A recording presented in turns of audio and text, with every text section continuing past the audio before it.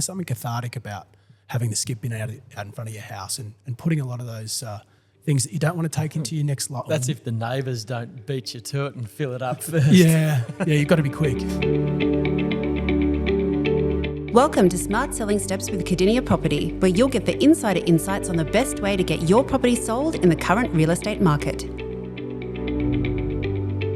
Welcome to Cardinia Property's podcast, Smart Selling Steps. Today we are graced with the presence of Michael Harvey from Get Moving Geelong, and we have had this guest before on our podcast, but he's back for take two.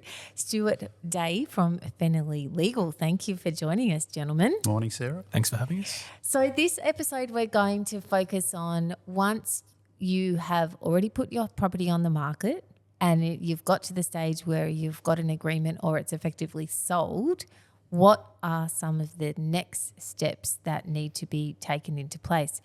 They say that moving house is in the top 5 stressful events of a lifetime.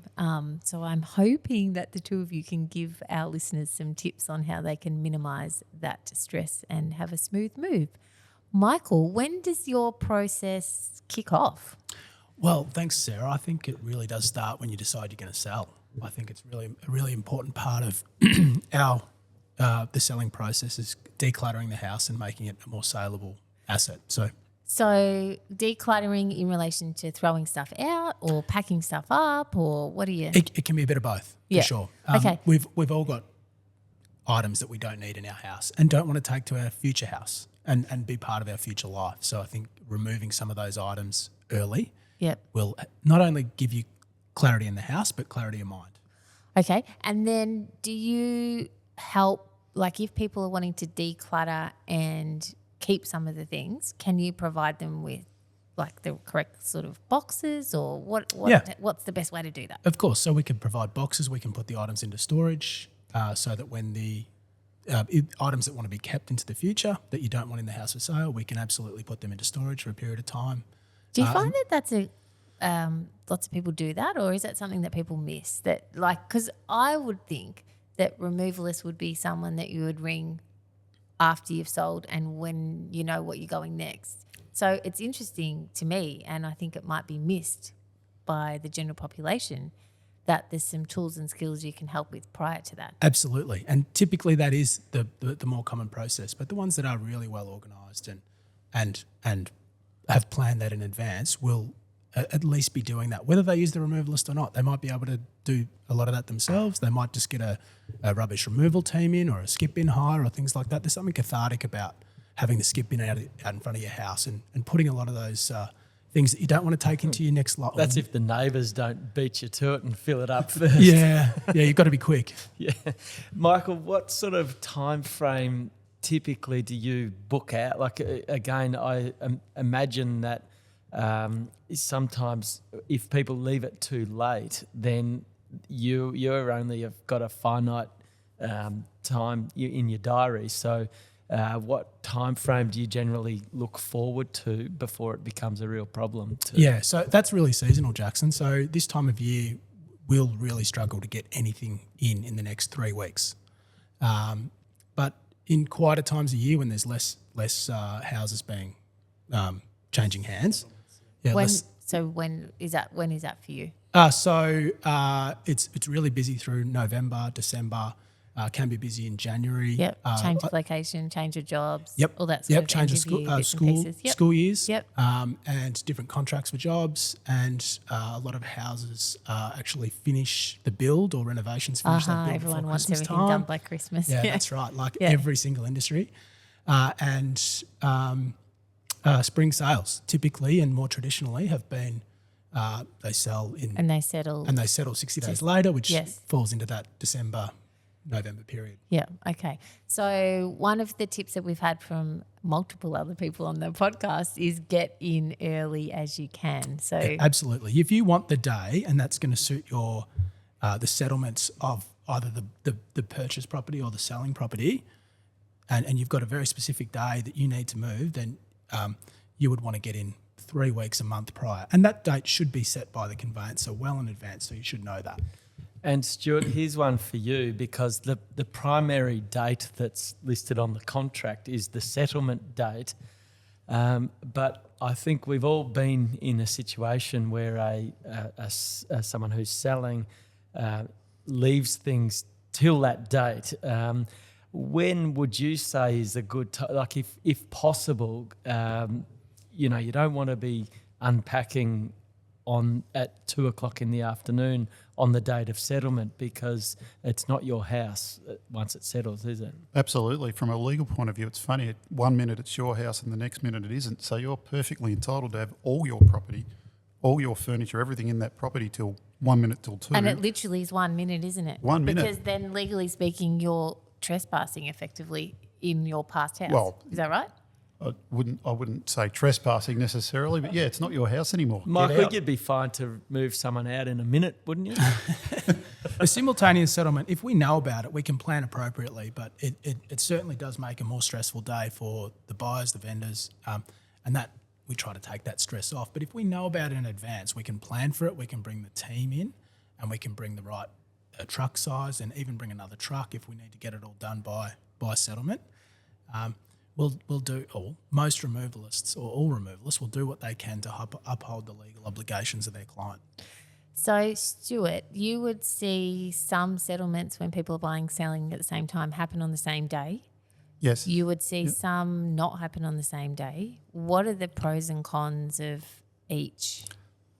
Well, quite often ordinarily, if you could avoid having to move out of one and into the other on the same day, because settlement's on the same day, I would suggest avoid that. But the reality is most people need to sell the property they own in order to have enough money to buy the property they're moving into. There is a process potentially, depending on the situation of both properties, where you may be able to gain access, say, to the property you are purchasing prior to the settlement date via what's called a license agreement, which gives the licensee, the purchaser, the right to get access to the property, usually for the purpose of moving in, having their items moved in, so they're not doing everything on the same day. Because the vast majority of vendors, you've got to remember as well, are nice people. They want to have enough time to have all their property moved out and then go back and clean the property properly so that it's nice and clean and fresh and new for the people that have bought the home they've just sold. Yeah, and I think that's an important difference that you bring up. There's a legal requirement, but then there's a human element of moving one's entire possessions out. And legally, yes, one day it's yours, next minute it's not. But from a human point of view, the time that it can take, and whilst it's not an always ideal legal scenario that there is any kind of crossover, from a human point of view, you'd like to think that generally people have a little bit of leeway. But as you brought up with our license agreement, it has to be clearly laid out about what people's responsibilities are if there is that crossover. People are proud of their house too, so they want to present it in a nice way for the next owners. So, Stuart, a question I get all the time is what happens on settlement day? So I think in the old days, people have a vision of like someone going to the bank or taking a big suitcase of money somewhere. When we say at settlement, what does that mean and how does that actually happen? So yes, back in the day, Sarah, we used to tootle off down to the bank and have to get bank checks and wait in line, and we'd all turn up at the vendor's bank and hand over the bank checks in exchange for the title and the other transferred documents. That's all gone. That's showing your age there, Steve. Absolutely, absolutely. I think it's. I remember that too. Yeah. In one way, it was a bit funny because at least back then you would actually turn up to settlements and meet the other lawyers and conveyancers you were dealing with face to face. So you used to get to know them a bit better. Don't have that quite familiarity with each other anymore. But these days, settlement is all done online through it's called the PEXA workspace. It's made things more efficient. Not all settlements go through smoothly. Generally speaking, it's a bank's fault. I don't want to blame the banks, but I will. Everyone hates banks. They quite often don't upload funds on time. We'll try not to say everyone hates banks. Really? We'll Who- just who say loves banks? maybe it's the bank's fault. Yeah, Yes. maybe. Look, it can be. There can be any number of things. I think Stuart's okay with his background to understand when he's opening himself up for some libel kind of legal ramification from I'll his be right. comments. No one likes banks. Come on. No, you're right. I agree with you. It's objective.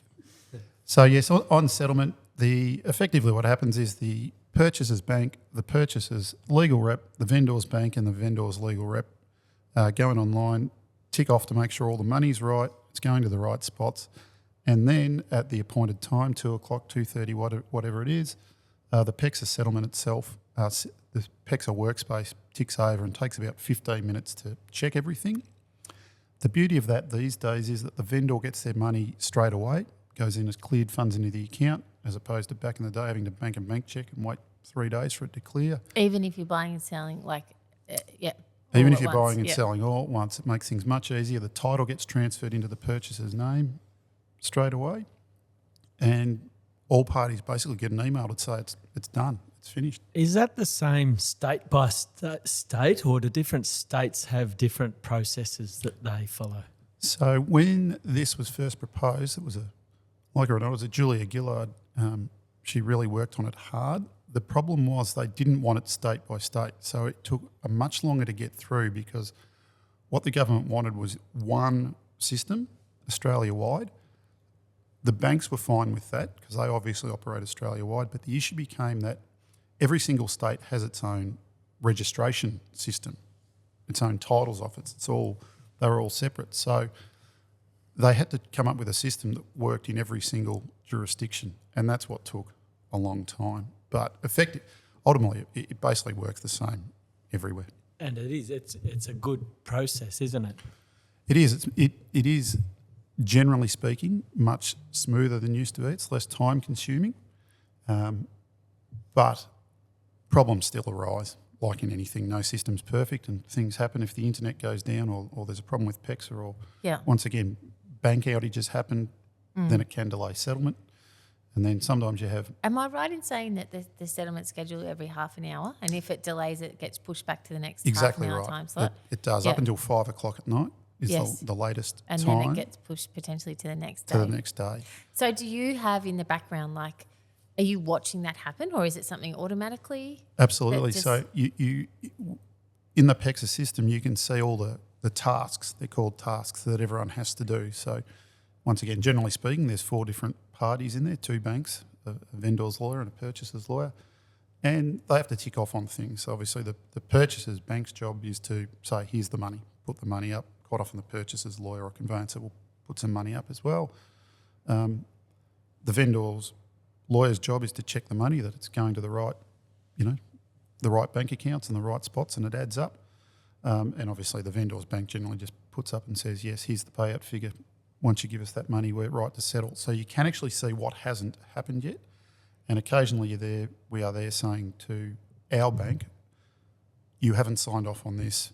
There are people waiting there to move into their new house. What are you doing? Sign off on it. Yeah, and that brings me to my next question to Michael. Michael, I'm sure you've turned up at someone's house and there's loose items everywhere, and the expectation of someone who's moving is that you kind of pack them all up. So to what extent do you need things boxed up or, broken down, bigger items, that sort of thing? Like, what are some of your typical major problems that you come across that you could potentially overcome? Yeah, so removalists, we as long as we can do anything if we have notice.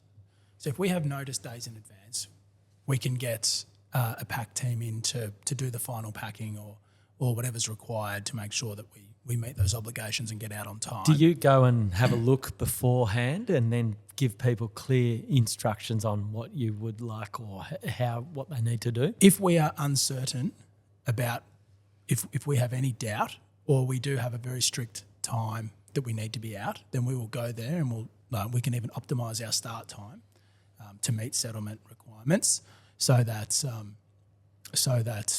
we meet the obligations, give the the sellers the opportunity to do what they need to do, and we then also give them a chance to get the keys and get into the new home. So that makes me think, when people are booking your service, like in general, if people are booking a removalist, Yep. what questions should they ask, and Yeah. what should they? Because it's not something that people do all the time. So what Ex- tips have you got? Expect your removalist company to ask you a lot of questions, because we're not just providing a quote. We're not just giving you a number of what it's going to be. We're creating a moving plan. Yeah, So that's and- an interesting distinction there, Yeah. not it? absolutely. So And is this something? Sorry to interrupt. Something that's done online mostly, or on the phone, or we like to have we like to have conversations with our clients, so that we can and we want our clients to walk into every single room and imagine everything empty. right? And it can Yeah. and do it, because you don't think you've got much stuff, and so often you hear, we've got an average three bedroom home. Well, what's an And then average? they've got like a garage full, like Yeah. Mr. Wilson Yeah. here, of camping. Yeah, things. of Double course. garage full. Yeah. And fishing. And yes, and fishing. Yeah. So it's really important that there is no average 3-bedroom home. Every home is different, and going in and going to every room and imagining it empty, and then writing that inventory list and having that discussion with your removalist, so that they can then schedule and plan the right truck, the right crew size, and the right start time, and to do all those things so that we can make your move stress-free. This might be visualizing something in the future here, but I don't know, it's just an idea. Can people video, like do Yeah. a walkthrough video and Absolutely. then send it through to you guys, and that gives you a pretty good understanding of... It is what we also find. Yes, we can do that. We can do virtual estimates. There are also AI tools that can be used. We still think that because AI, they don't always look in the cupboards. Yes, So it's that personal element of it. isn't it? Exactly. There's Yeah. always a human element Yeah. to it. And we've never had a client who has got to the end of a move and said, we didn't have as much as we thought we had. Everyone's always got more than they thought. So it's really... Does that happen to you, Stu? That laughing in the background? The last few times I've moved, I've gone to work because my partner just said, you'll get in the way. So I simply went to work and let her do everything the way she wanted. And my life is much happier as a result. Yeah, I think my funniest moving story is with my dad and mum. And Dad was very particular that he wanted a lot of stuff thrown out, whereas Mum's probably a bit more like me in tending to hang on to a few things. So he totally gave up and said, look, you do it all. And so he just went to work from one house and came home in the other Perfect. house. So we have, and it goes back to that planning for the preparation for sale as well, is if you've got a sentimental attachment to something, but you don't see it as part of your future life, take a photo. Yeah, make a photo album, I suppose. That's a good point, isn't it? Because you're potentially carrying this around for the rest of your life. Yeah. And the average time in a home is what, I think 8 years, thereabouts? Yeah, about 7 to 8 years. Yeah, so if you carry that, might carry that to 4 different houses, something that you don't necnecessily Oh, use this is or want. good. It's almost like I've paid you to say that to my husband sitting next to me. I love this. If you didn't know where you were moving to next, Yep. what happens then? But you had to be out of your existing So home. your Yep. house is sold, it's settled. You either haven't bought a house or you're going to stay with family because there's a lapse between when your next house is available. How can you help? Yeah, so we have that. And look, that might be a common thing when people are doing renovations as well, that they need to put items into storage. Yes. So the lock-up storage is like Storage King, National Storage, fantastic facilities for that. So you can ferry them to and fro. And Absolutely. Yeah. So we can take everything into storage, and when they've completed that, when they're the ready, renovation, then- or when they're ready Yep. to go into their new home, Yeah. just take it straight in. Have you had any dramas with moving things or like? Oh, God, yes. Tell me one interesting story. Well, it's people leaving stuff behind Right. is the main one. The main issue we have, that people have rocked up with their removalists ready to move into their great new home, and the vendor has left all sorts of things there. there's too many too many examples to count, So Sarah. example, like a house, Michael moved someone, they got the keys, they went to the new house with the truck, and there was still like 10 bags of garbage, But a couple even of old couches. old couches and things people don't want. So whose responsibility is that then? Like, can you hold up settlement because of it? Or if you don't know until after settlement, what's the legal ramifications around it? So quite often you don't know till after settlement. Generally, you can't stop settlement for that. There would have to be, there's no sort of exact set level, but there would have to be so much rubbish, so much stuff left there that it gave rise to the fact that you don't have to settle, and it just doesn't happen. What you do have the right to do legally is potentially sue the vendor after settlement, but no one's going to do that because honestly, you might pay $500 for someone to come and, clean the place for you, and you're not suing someone for $500. But it's so disappointing for the purchaser. Typically, Stuart, the advice would come from the legal representative to have a pre-settlement inspection by the purchaser. At that point, I imagine little things can potentially mean a lot. So it's the onus then becomes on the purchaser to, if they're worried about some rubbish that's there that kind of doesn't look like it's going to go anywhere, and that's normally a week before settlement. What can you do in that case if the buyer sees the property and sees the old couches and thinks, I don't know if they're going to get taken away? How can you deal with that? So in that case, we would clearly contact certainly the vendor's representative and probably also the real estate agent and say, can you check with the vendor because there's some stuff here. Now, settlement hasn't gone through yet, so they've, once again, got up until settlement date to remove whatever. And you do find people have moved out and have just left some stuff there that they're not taking to the new place, and they're simply waiting for the weekend for their mate to come around with his trailer so they can remove rubbish. So quite often it's not a drama whatsoever. We do have issues, obviously, particularly when people are buying and selling, so moving on the same day, that you regularly do your final inspection, as you said, in the week before settlement, but the vendor, in all likelihood, hasn't moved out yet. Or might have moved some stuff out, so you don't actually know exactly what's staying and what's going. That might be, where that human element, like you just mentioned then, like ringing the real estate agent and ringing the other party's representative, because then, like, I know I've had this exact thing happen, and just by, like, we have a pretty good relationship with the buyer by that point, and obviously the seller's our client, and we can sort of help navigate that through and come to a happy medium without having to involve the law team in the background.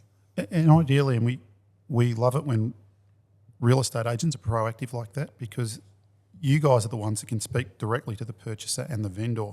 If I'm acting for the purchaser, I can only speak to the purchaser or the vendor's representative or the real estate agent. I can't speak directly to the vendor. Quite often the purchaser and vendor don't want to speak to each other directly, and quite often that wouldn't be a good idea. A good thing. Yeah. The other thing sometimes, sorry, Jackson, just say, sometimes you just have, some people have wildly unrealistic expectations too on how clean a property might be, or how they think they've left it in great condition and they haven't. If you've got a 26-year-old bloke moving out, he's probably not going to have the same standards of cleanliness as as your partner. Yes, exactly right. Stuart, what about, we talked before about PEXA, and I know, this hasn't happened for a long time, but what I have seen is where the legal representative of the purchaser will say, we're worried that this is not going to be cleaned out, therefore we're going to hold an amount of money from settlement, and then if it is okay on settlement, we'll pay that across. If it's not, we're going to use that to remove the rubbish. Is that something that happens very often? Doesn't happen very often, but quite often it is a realistic and a good way of dealing with it. If both parties are being reasonable,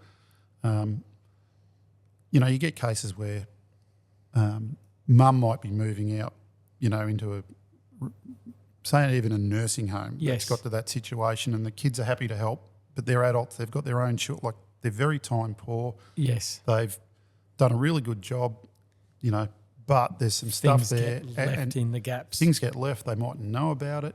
They presume their brother or sister was going to do it. It hasn't happened. So in the end, they just think, look, we'd rather just spend 500, we'll accept Whatever it is, $500 yeah. less at settlement and have and get someone else to deal with get it. someone else to deal with it. Lots of little things to think about, isn't there? Michael, what's the difference between like moving yourself and using a professional removalist company? Okay, so of course, clients can use, or people can use a hire truck or a trailer and do that move. Or 87 loads of their car. And that's right. But what a removalist can get done in a day is enormous. So Yeah, well, we've moved a couple of times and we've been packed and moved and unpacked, before 4 o'clock or something. Like, that's amazing. Yeah. So it just comes down to what you're willing to do. And once you're over 35, you should be getting someone else to do it. Because as we get past those age, our back just can't tolerate that. What about in relation to the safety of your... Of course. So we've got removalist pads, blankets in the back of each truck, straps and things to keep all the belongings safe. Like a fridge, for example, every fridge we use gets covered in blankets and then wrapped in shrink wrap so that we can relocate it safely. Okay, and then one of the negatives of moving yourself would be the weather. We've all probably seen a couch or a mattress on the top of a car and it's raining. Yeah. It's obviously not an ideal scenario. Of course. So it's going in a box truck with all removalists, so that is going to protect you from the weather. There's nothing we can do between the door and the truck. Or certainly we can just sit back and watch the shower go through just for a minute, or just arrange other things in the house while that's happening. But yeah, there's absolutely risk of those things happening. Moving a TV, it stresses me out when people say they'll move their own TV. TVs require special handling. Okay. Especially people drop a lot of money on TVs. Absolutely. These days, So and they're so razor thin now that one little touch in the wrong spot can damage your TV. Okay.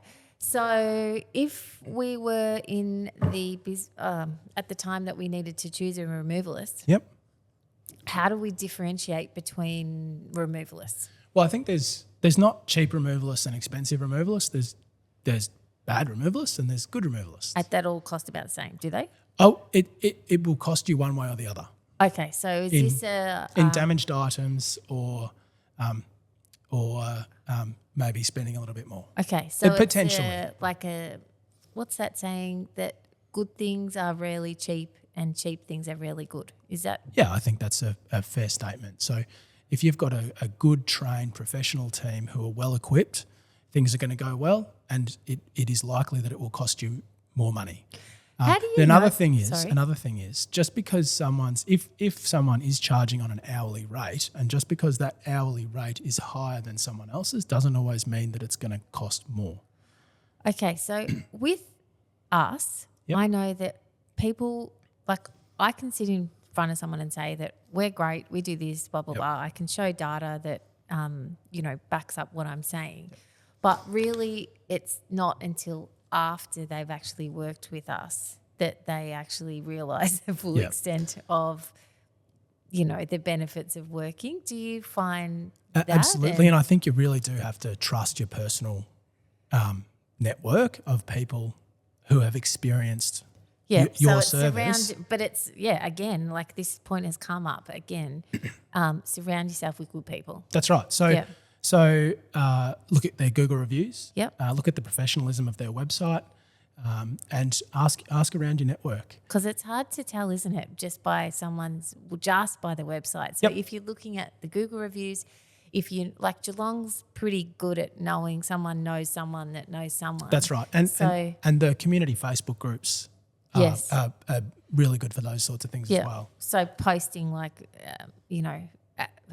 need to book a removalist. Who do I book? Yeah, and And then then you might let's say Heighton residents, you might get 20 different referrals. Yes. Okay. Or different people who'll comment on Yeah. different removalists, and that's typically based on those people's previous experience. Yeah. So main takeaway is to look at lots of different things, but not just that website or No, Yeah. no, but Yeah. a good reflection is Google reviews. Yes. And another good reflection is anyone that you know in your network who has used that person. Okay. Absolutely. Yeah. I would also add to ask your real estate agent, Yes. ask your conveyancer or your lawyer. Yes. 'Cause they're- obviously ask your they're- friends. We yeah. deal with removalists and A other lot. professionals a lot. So Yes. it's probably more, I find, in that situation to weed out the bad ones rather than... Yeah, and we talk a lot about being a good person, but also being really skilled at what you do. So it's finding that nice balance between, isn't it? And it would be exactly the same, because I know we've had other discussions, Michael, and I know that when your team goes into a property, they are all, introducing themselves by name to the clients, and they're shaking them hands, making sure everyone knows everyone that's coming and going, and just that next level professionalism that, if someone has got a pretty website, doesn't mean they're not going to rock up in a budget truck and... That's right. you know. So it's part of the client journey, really, and it does start from the first phone call. So you can, and this goes for all professional services and small businesses.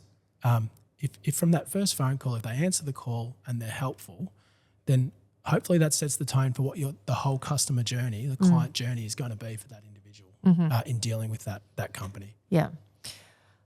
We've had so much information come out in this, what are we at, 33 minutes, gentlemen. I think that we're going to wrap it up, but just before we do, if there's one main takeaway that you would like the audience, so the audience remembering people who have recently sold their property, what would it be in relation to what to do once you've sold the house? For me, it's just be prepared, get organised, do it in advance, speak to your removalist. There's... That's like 3 or 4. That's great. Awesome. Yeah. Thanks, Well, Stu. let them know. I mean, I don't know if you found this, Sarah, quite often, and Michael can tell us about this, but pool tables cause enormous problems. Yes, Half the so time they just remain knowing with the that in advance. property. So Yeah. Well, I Figure it out in think advance. once the pool table's in a house, it belongs to the house. Well, that's the unlegalized. That's a bad way of saying it's how it but, actually works in life. Yes. Right. What's your number one tip? Well, don't get attached to things. Okay.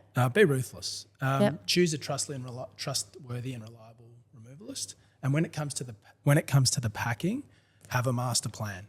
Have clear labels on the boxes so that you know where everything's going, and on those labels, in a notebook off to the side, Yes. have a list of exactly what is in that. So sometimes in a family, or like there's one person that's super organised and one person's that's like good at making things happen but not so organised. So let's tap into that organised person. Yeah, absolutely. Awesome. Thank you so much again for coming in and for your time, gentlemen. If people want to get in contact with you, how can they do that? Getmovinggeelong.com.au. And Stu? Fennelly Legal at Shop 1, 130 High Street, Belmont. Thank you, Opposite the Stuart KFC. Day and Michael Sarah. Harvey. Thank you Thank you, so Sarah. much. Cheers. Thank you.